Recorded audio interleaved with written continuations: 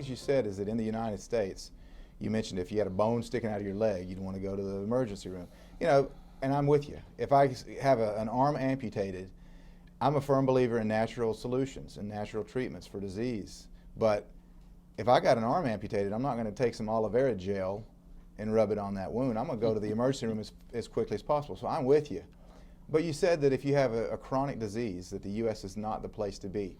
Could you kind of expand on that? Why is the U.S. not the place to be in that situation? Well, I think it's a combination of ourselves wanting that immediate fix. We want a pill or a potion to fix something right now. We don't want to be uncomfortable. We don't want to be inconvenienced.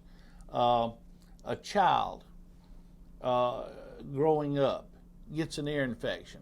There's nothing rare about ear infections. Ear infections have been here since time immemorial.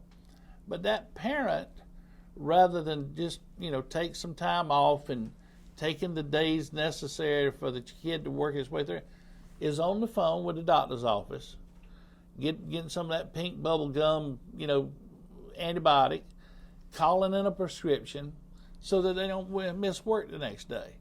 And it's not that I'm judging, I'm just saying kids weren't born with antibiotic deficiencies, but they're certainly treated that way. Well, here goes the long line then of killing the good gut flora by the time they start to school. And that begets and that begets. So is there any wonder why cancer is incurable? Is there any reason to debate why cancer is really out of control? When I was a kid, they talked about cancer affecting maybe 1 out of 6.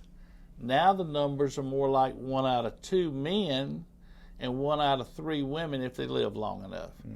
So that being the fact, why not try to get ahead of the curve? And I don't see the money being spent on getting ahead of the curve.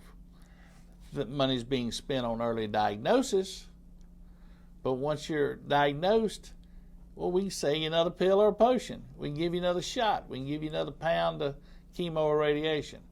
I don't know that that's where the money necessarily needs to be spent.